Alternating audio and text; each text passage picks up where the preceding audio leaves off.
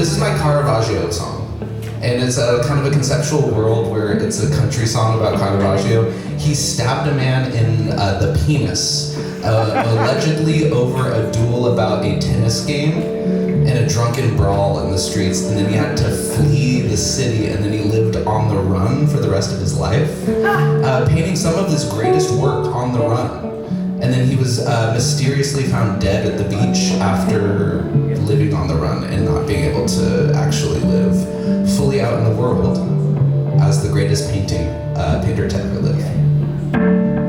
And I was, at the time when I wrote this song, I was kind of getting off of living with this old drunk man, this old alcoholic who would get up at maybe 5 a.m. and start drinking Budweiser at 5 a.m. And so I was doing this weird, like the movie The Lighthouse situation with this drunk old man living with him, and it was probably the worst that my alcoholism ever was. And so he was kind of my Caravaggio, this like dangerous bastard that was making me kind of depraved and sick, but also giving me a love for a kind of a paternal love and kind of this wonderful old man relationship that's beautiful but strange and it's kind of sickening and dark and twisted.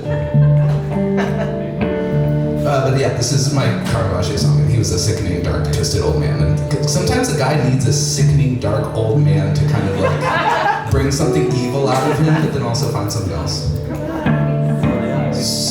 As I danced with Caravaggio, oh, that painter had a lot to say.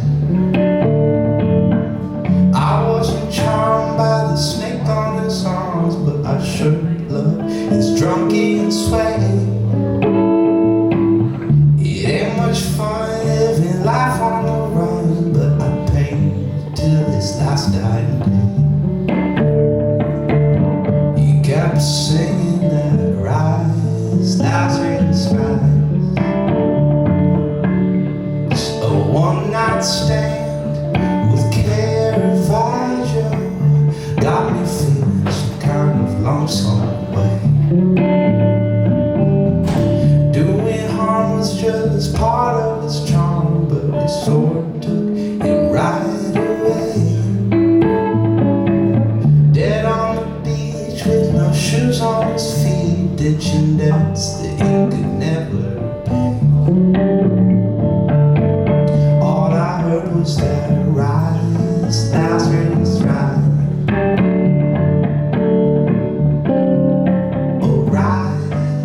Lazarus rise, all comes as no surprise. We just sat and sung to the rising sun. Rise, Lazarus rise, say goodbye to all the light, and keep singing that rise, Lazarus rise.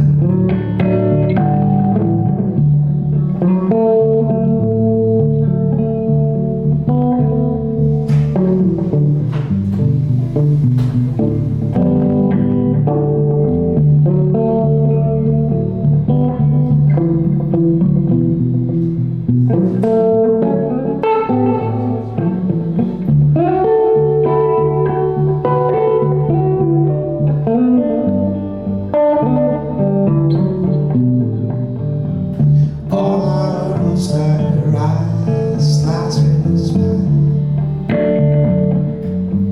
So as I danced with Caravaggio, oh, that painter had a lot to say. I wasn't charmed by the snake on his arms, but I sure loved his drunken sway. It ain't much fun living life on the run, but it painted till his last dying day.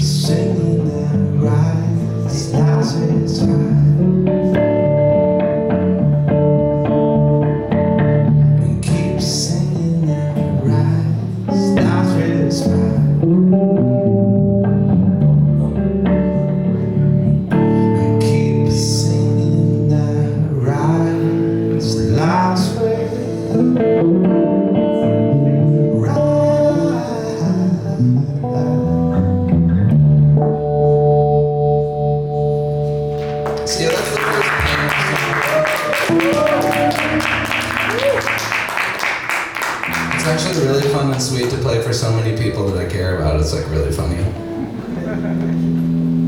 I'm gonna hit you with a big teşekkürler, am I right? I don't know, it's not what you say in Turkish. Tersh, okay, thanks. Okay, on a psychopathic tip, I moved back to my hometown at the darkest point of my life, and I heard of this kind of stoner chick from my high school that had hairy armpits and was like kind of crazy. And so I would ride my bike around to like stoner spots, thinking that maybe I would run into her, and then eventually I just had to get on Facebook and track her down like an absolute digital psychopath. And so I did both ways, and now we're getting married. So sometimes it is ethical and cool to be a stalker if you have boundaries and morals. And I was also in like a dark reading Dostoevsky phase, and this is lightly kind of like a Notes from the Underground illusion. I know now every afternoon, so I long to be with you. Now even after dark, I'm waiting in the park, but you don't even know my name. In deaf persistence masks my shame.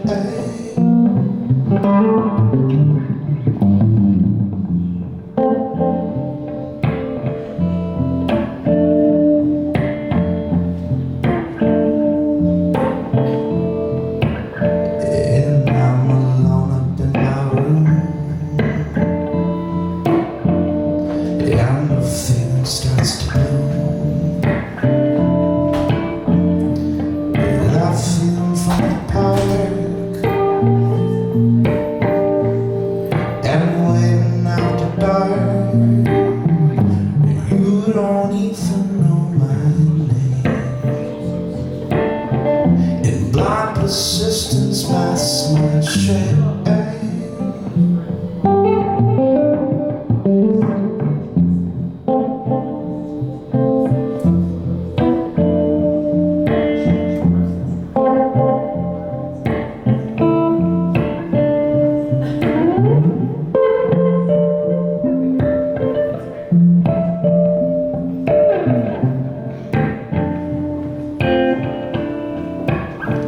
And I'm just done with all these clowns, and I'm just headed underground. Am I more wicked than the rest? It denied my evil best, but you don't even know my name. In blind belligerence masks my shame.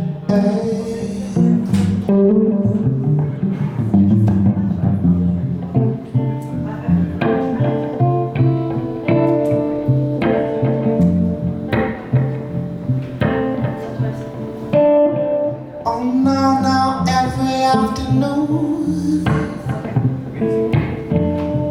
I long to be with you. And even after dark, I'm waiting in the park, but you don't even know my name. In that persistence masks my shame.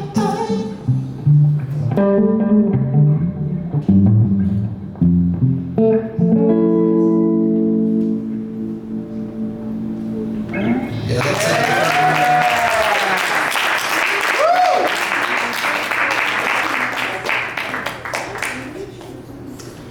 Okay, of course, the second of my painter songs. If you might know a Sacramento King, Wayne Tebow, he taught at Davis. He was an absolute kind of Sacramento king.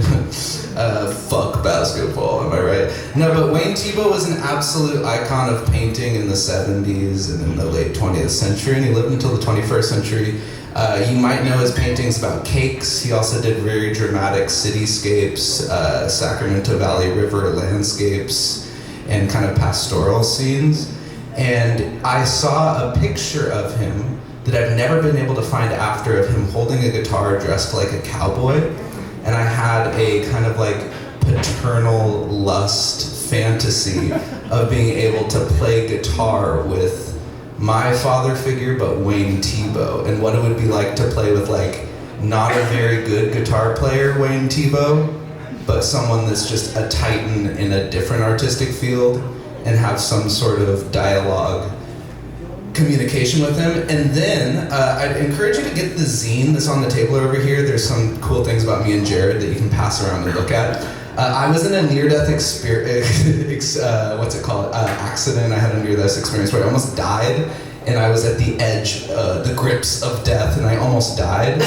And there's a weird coda at the end that is unrelated to Wayne Thiebaud, and it's just my own meditation, rumination on the time that I floated over my body and saw myself dying.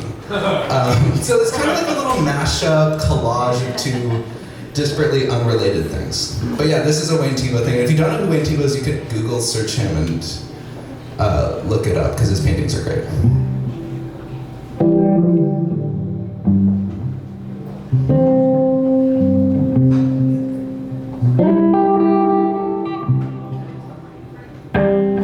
See, now what I wouldn't give to strum two chords with Wayne Thiebaud. So picking them like paints, we might just mix us as fur. He'd say there's much more to life than making a living. When you live for your work and you die by your word.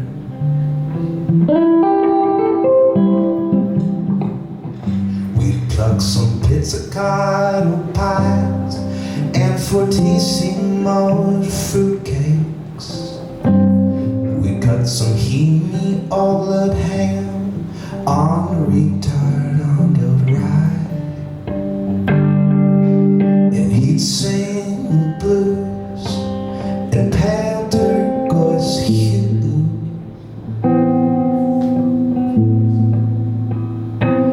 Oh, sharing life with a lover and watching them die.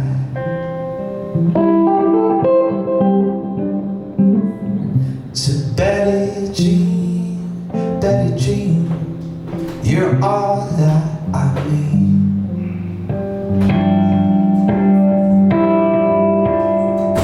I'll forever paint you in the bathtub. Betty Jean, was it all just a dream?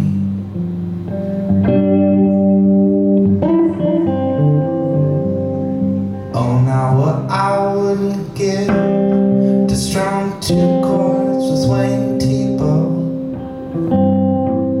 So picking up like paints, we might just mix us a third. He'd say there's much more to life than making a living.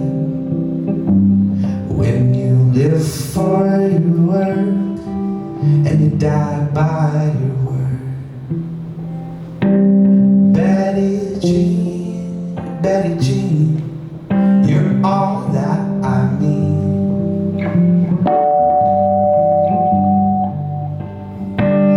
I'll forever paint you in the bathtub.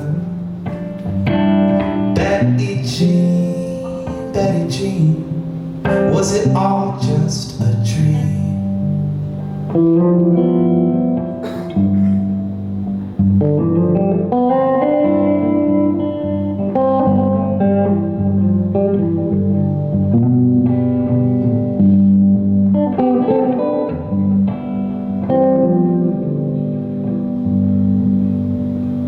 We're forever held together by this great undying chain, a mix of misery, hope, and pain, of what I'll never have again.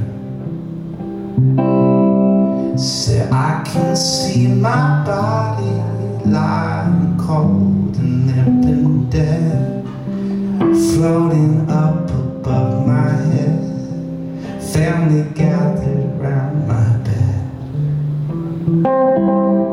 I taste the ground beneath me, mixed with cold and faith and dread, wondering if I'm alive or dead, shrapnel gathered in my head.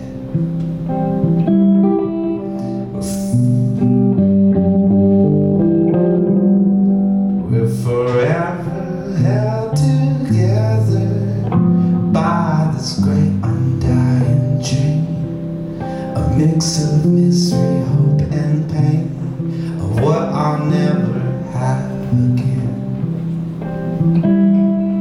Say I can see my body lying cold and limp and dead, floating up above my head, family gathered round my bed. I taste the ground beneath me, mixed with cold and blood and dread, wondering if I'm alive or dead, feel the shrapnel in my head.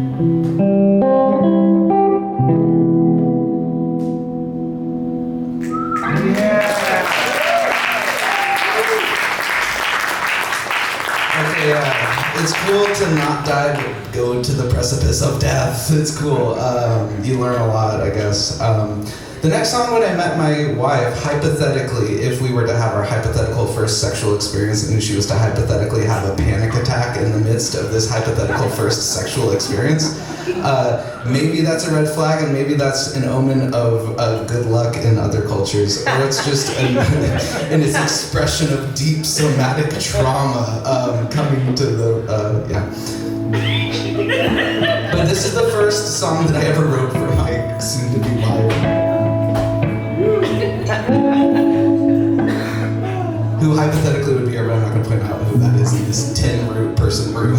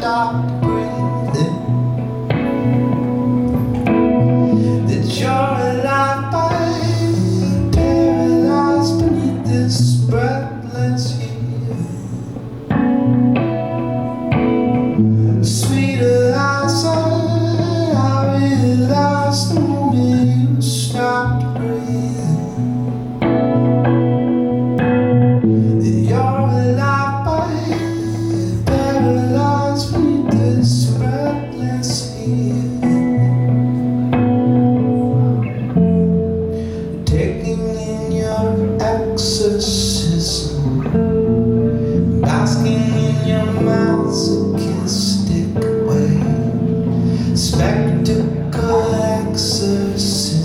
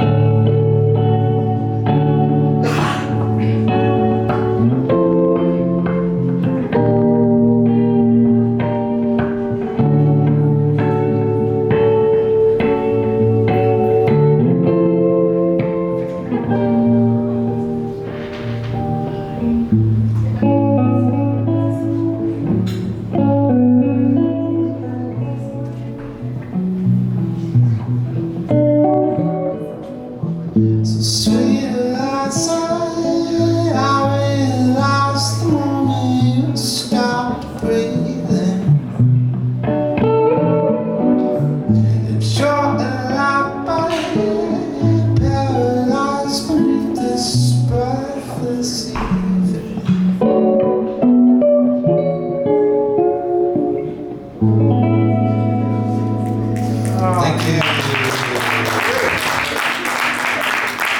You know, for the sake of time, I only have a couple more, which really just means I'm gonna play a lot more. I wrote this song in a weird sense, next to the zoo in Paris, with my good friend King, of which he contributed nothing to the song, but I just coincidentally was with him. But this one's kind of a different one. And it's a different vibe. I think I might have recorded this one with Scott and we never did anything with it. But that seems to be a trend for a lot of people.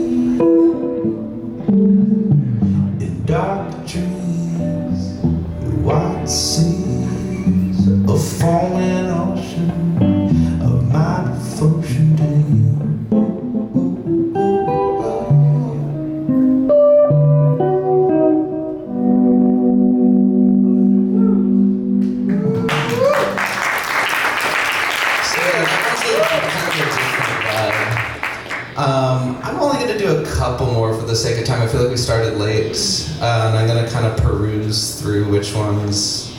I have a short but sweet one about a friend of mine who no longer talks to me anymore because he had kind of a psychic self-destruction. He wrote these words and I wrote the lyrics, and he was going through one of the most dysfunctional relationships I'd ever heard, where he was It was just, like sometimes you know someone, you're like, oh, that's like kind of like someone's gonna end up in jail. That's a dysfunctional relationship. Everyone was safe and it was all right, but yeah, they're no longer married and things were really fried as a bitch. That was really just the bottom line about this. But this was his own kind of expression of like how dysfunctional in hell he was living. And let me see if I can get this looper pedal to work.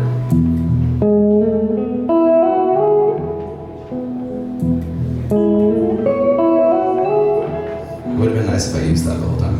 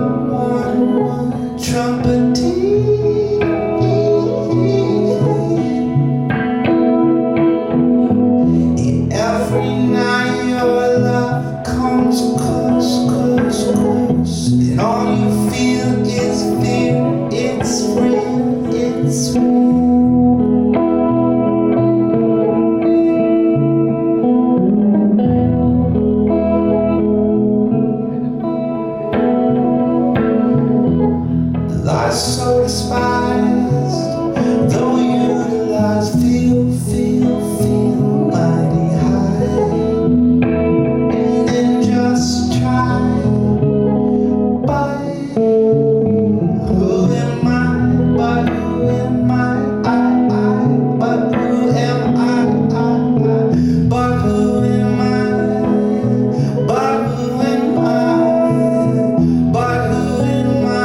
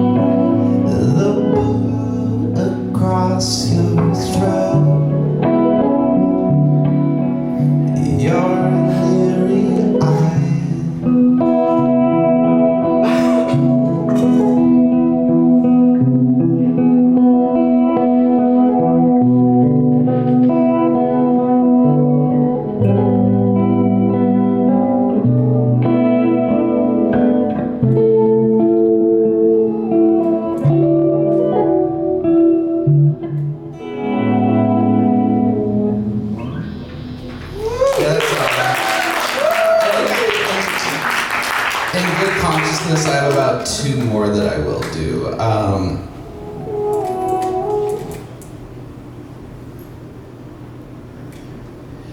People are gonna hate me for this, and it's like kind of like not a cool opinion to have, but sometimes, hypothetically, someone could have the opinion that astrology in like the 50s, 60s was used by men that wrote tabloid magazines to keep and pacify women out of hard sciences.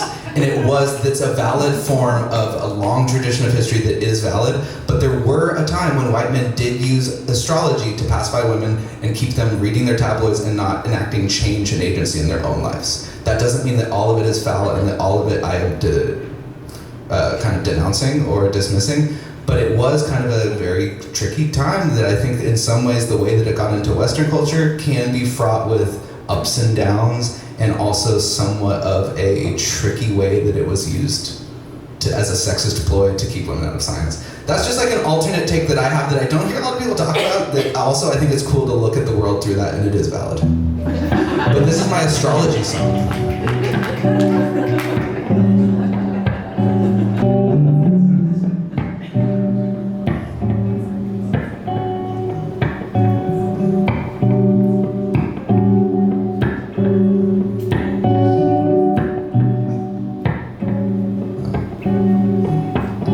I don't know where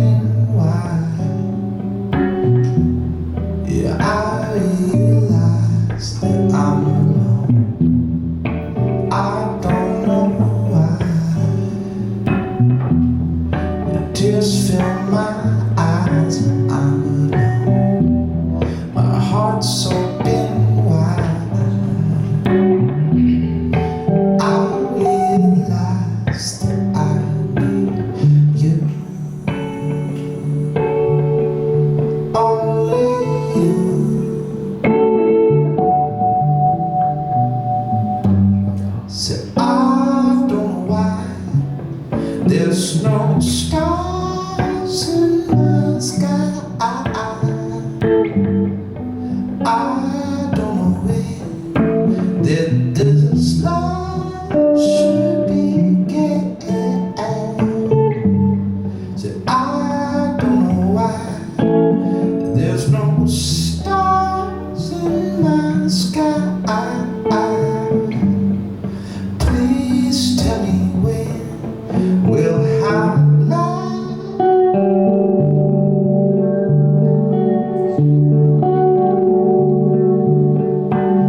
I see it in your eyes,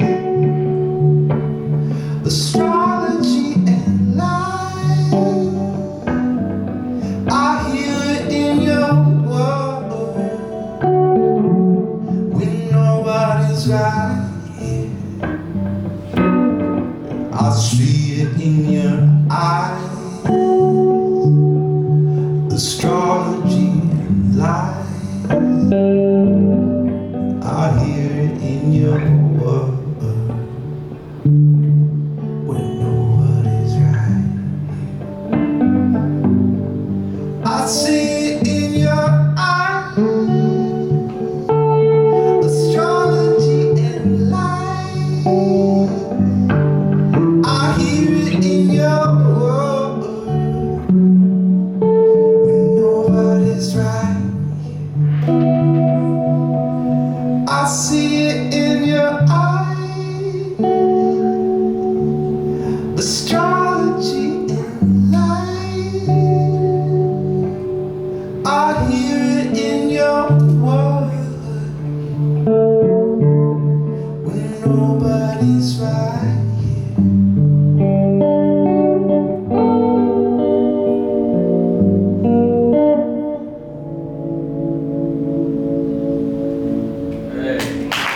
Okay, I have one more. It was a song that previously I said I wasn't going to play, but because Karen and Devin are here, I think it's really sweet. Jessica and I, in the most fundamental part of our relationship, lived in this Sunset Shoebox studio. And Karen and Devin also lived in a shoebox studio, and I think that was probably the greatest strength that brought them probably together, but also there were probably things that were very hard about that, and they learned a lot. I've been there, and they got out of the struggle of that, and now they're in the dream spot. And this is a cute song. It will be my last song. It is the most COVID-y song I've written, which is just like, we're so over that, and we should just move on. But at the time, a weird tech company that did fertility benefits for companies hired me to write a theme song for their podcast. And honestly, they paid me a grip and it was dope. So this was like my foray into the jingle house world of writing jingles, but it was just like a little too heady to be the jingle for the thing, and so they used the French house beat that I made as their instrumental jingle instead of this like full concept song that I wrote. But it was left on the cutting room floor, so to speak. And I never play this song, but I did it today for soundcheck to keep the mystery of what was going to be the set, and I actually liked the song. So it was kind of when I was in my Brian Wilson era. But it's also pseudo fake Brazilian.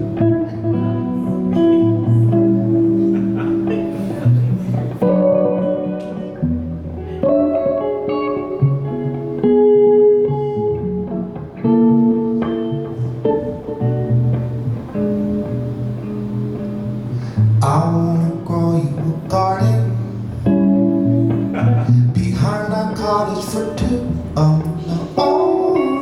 I'll turn these seeds into carrots so I could cook you a stew. And if we tend to our garden, we might just get us a cat on the arm. We could name him Tobias or something silly like that. With each responsibility, there's a lie.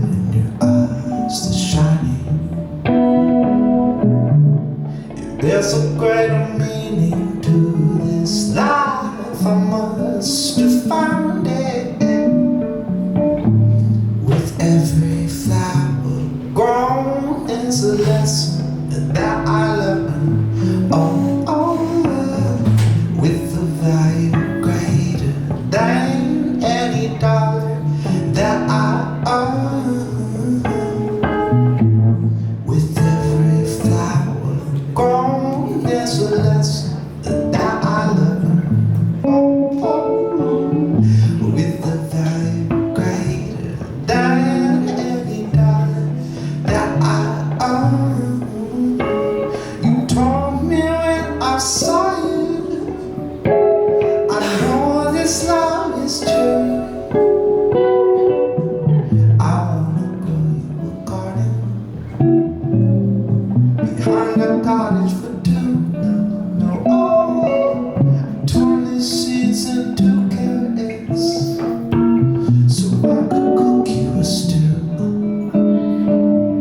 And if we tend to our garden, we might just get us a cat. Oh, make a name of Tobias,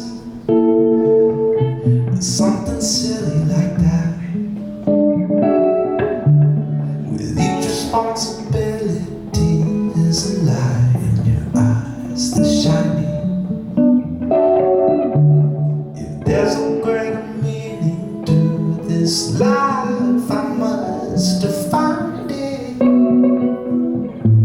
With every flower grown, there's a lesson that I learn. Oh, oh, oh, with the value greater than any dollar that I earn.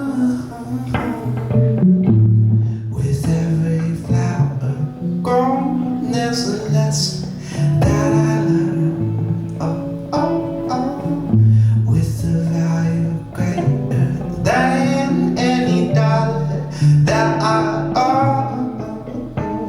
I told you when I saw you, I know this love is true. I told you when I saw you.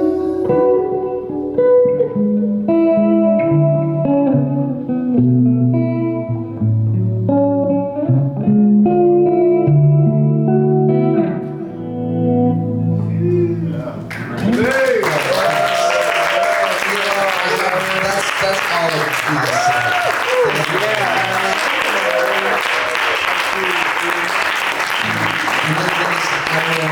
Just sometimes it's important to do an inside joke, and I'd like to introduce someone.